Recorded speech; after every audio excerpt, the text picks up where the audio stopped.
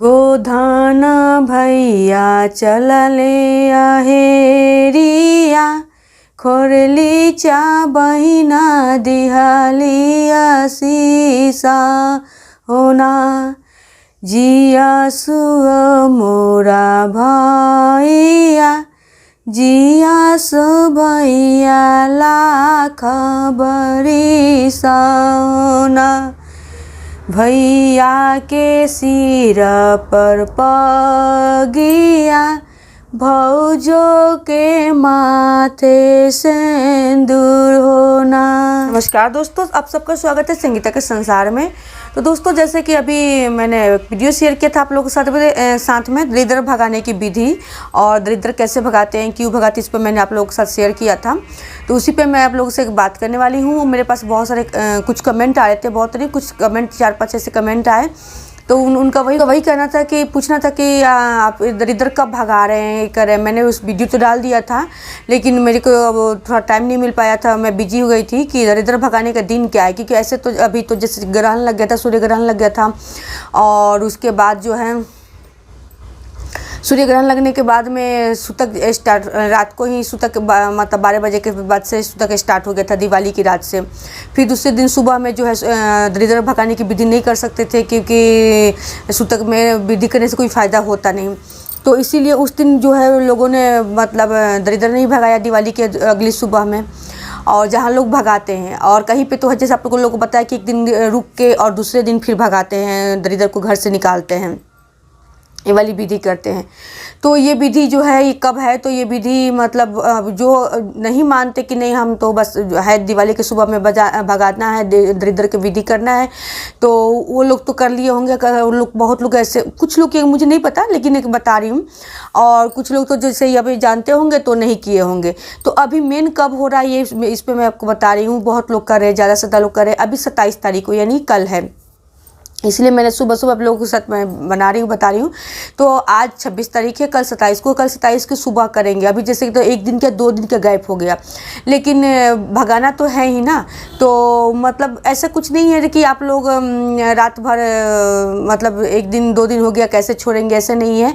तो आप भगा सकते हैं। तो मतलब ये विधि जैसे मैंने आप लोग को बताया कि भाई दूज के दिन ये विधि की जाती है। भाई दूज इस दिन होता है ना, उस दिन मेन जो होता है उसी दिन सुबह 3 बजे के करीब में ये विधि किया जाता है। चाहे मतलब ब्रह्म मुहूर्त जो होता है उसके पहले ये विधि लक्ष्मी को घर से बाहर निकाल दिया जाता है, दरिद्र को घर से बाहर निकाल दिया जाता है। तो ये विधि किया जाता है। तो आज 26 है, कल 27 को, तो कल 27 को आप ये जो है आप इस दरिद्र भगाने की विधि कर सकते हैं।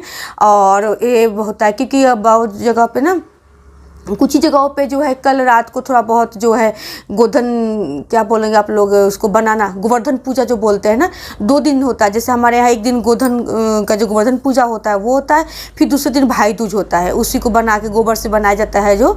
तो अभी वो कुछ ही लोग किए हैं, जो कि कल जैसे ग्रहण खत्म हुआ ना तो तुरंत उन्होंने बनाया, आज सुबह में किया। लेकिन मतलब बहुत ही कम लोग किए हैं, और ज़्यादा लोग करेंगे कि आज बनाएंगे और कल सुबह में ये विधि करेंगे, क्योंकि सूतक आज खत्म हुआ है। तो और भी कुछ कारण है जिसकी वजह से जो है कल ही दिन अच्छा बन रहा है।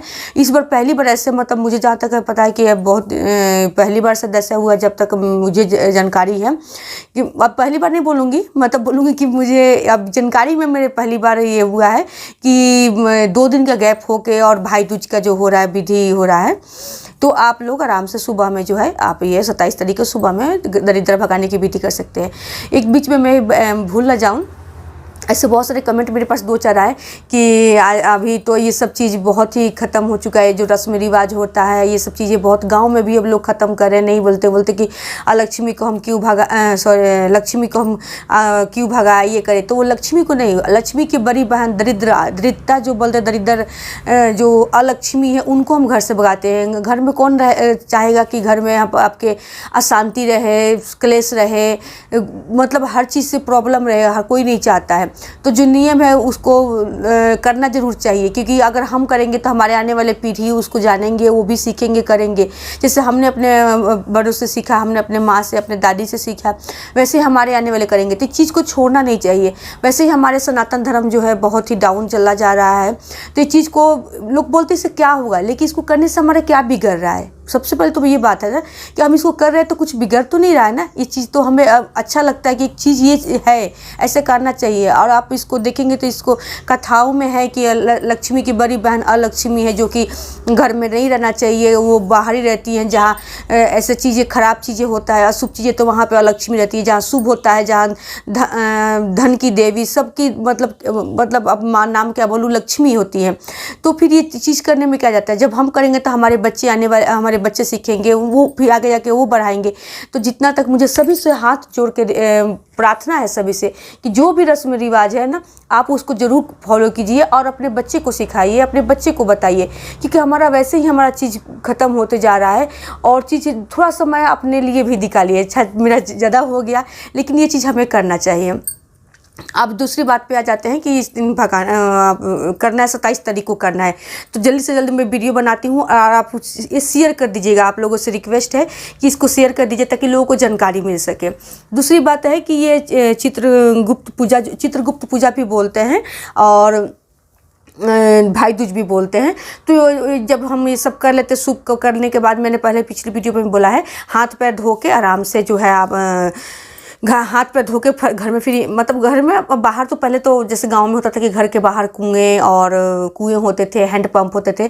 तो जब घर में एंट्री करते थे ना, उसी समय हाथ पैर धो के तब एंट्री करें। लेकिन आज तो हम लोग फ्लैट में, बाहर शहरों में ज़िंदगी जीते हैं, अभी हम रहते हैं। तो कोई बात नहीं, आप घर में आइए, सबसे पहले हाथ पैर धोते हैं। और हाथ पैर धोने मतलब जो होता है आप लोग समझ सकते हैं।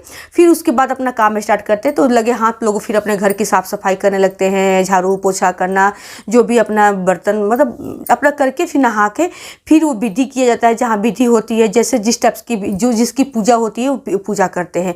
तो पूजा आप लोग करना चाहिए। जैसे मेरे यहाँ मैं आप लोगों के साथ पहले लास्ट वीडियो शेयर की, मैं उतने अच्छे से डिटेल में नहीं शेयर की थी जब मैं रहती थी। अभी तो फिलहाल मैं गाँव में नहीं हूँ, मैं अभी बाहर में हूँ।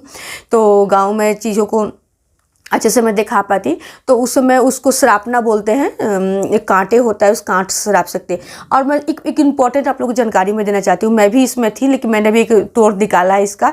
अगर एक रेंगनी का कांट बोलते हैं, जब इसको श्रापने वाली विधि बोलते हैं, जो श्रापते हैं जिनको पता है, खास करके हमारे बिहार में होता है और भी लोगों पर हो, एक श्रापने वाली विधि होती है। जब हम भैया दूज के दिन जब हम करते हैं, जहाँ गोधन को कूटना बोलते हैं ना, तो उस दिन अगर आपके पास नहीं है रेंगनी का कांट, तो आप ना गुलाब के जो पेड़ होते हैं ना, गुलाब के कांटे जो होते हैं, आप उससे भी श्राप लीजिए। श्रापना ही तो है, इसको विधि करना है तो इसको विधि जरूर कीजिए।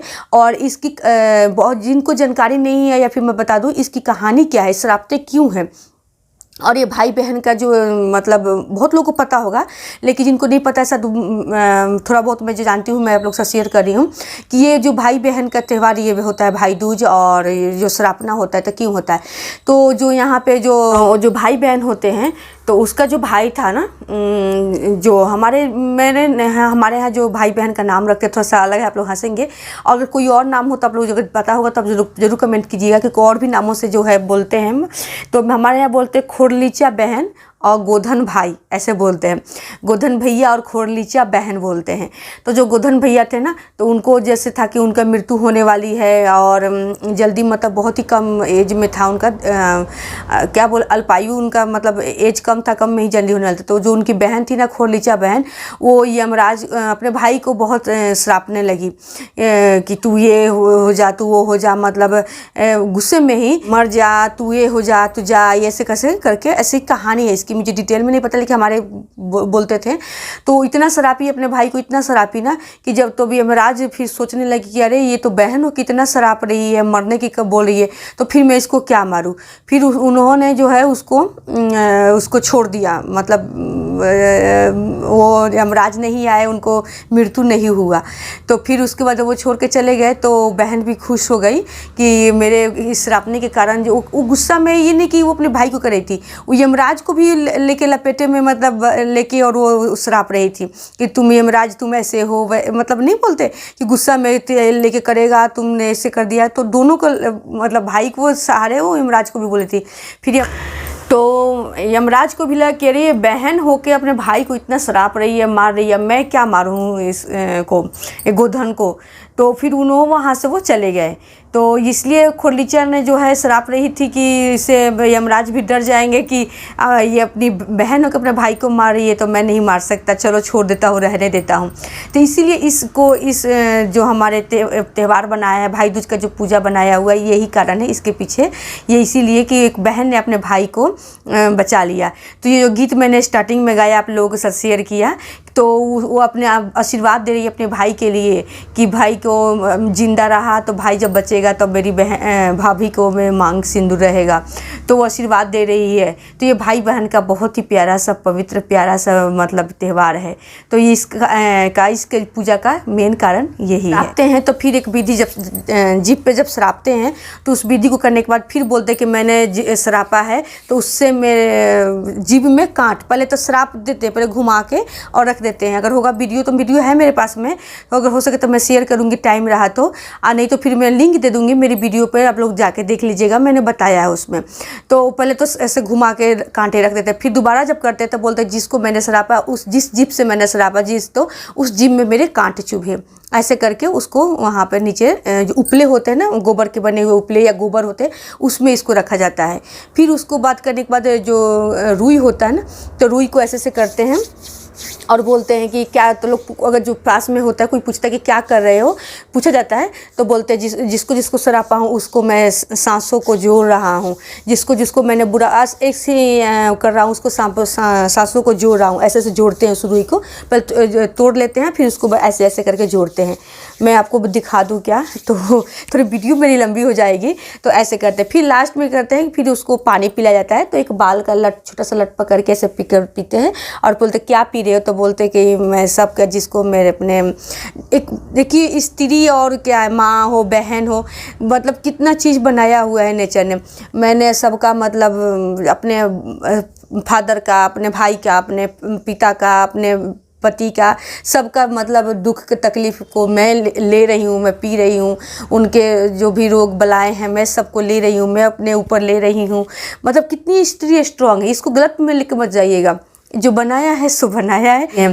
तो ये विधि करते हैं, जो नहीं जानते उनको मैं बता रही हूँ। और मैं वीडियो शेयर कर दूँगी, मेरी पुरानी वीडियो है, मेरी गांव की है, तो वो कर दूंगी। तो इस टाइप से किया जाता है। तो ये भी कल 27 तारीख को ही होने वाला है। तो इसीलिए मतलब कि जब जो सूप बजाना होता है, दरिद्र भगाते हैं, उसी दिन फिर भैया दूज भी होता है, उस दिन ये विधि होती है। तो उस दिन 27 तारीख को है। तो जल्दी से जल्दी आप लोग इस वीडियो को जो है किसी के साथ शेयर कर दीजिए। मेरी वीडियो बड़ी हो चुकी है। सो आप लोग अगर कोई क्वेश्चन हो, मुझे लगता है कमेंट और भी बहुत सारे थे, कमेंट इस टाइप से कमेंट थे, बहुत लोगों ने मेरे इस वीडियो को अच्छा बोला है, तो मुझे बहुत ही खुशी मिली। तो आप लोगों से मतलब मेरा अनुरोध है आप लोगों से कि मेरी वीडियो को प्लीज़ शेयर किया कीजिए और लाइक किया कीजिए। कुछ आप लोगों को जो है थोड़ा सपोर्ट मिलेगा तो थोड़ा सा मुझे मोटिवेट मैं होऊंगी वीडियो बनाने के लिए। मुझे अच्छा लगता है अपने कल्चर को बताना, जितना मैं जानती हूँ। अल्लाह तो लाइक तो कीजिएगा ही वीडियो को ही, और चैनल को सब्सक्राइब कीजिएगा और बेल आइकन ऑन कर लीजिएगा, ताकि अभी मेरी वीडियो जो है छठ उठ पे मेरी वीडियो आने वाली है तो उसका नोटिफिकेशन आपको मिल सके।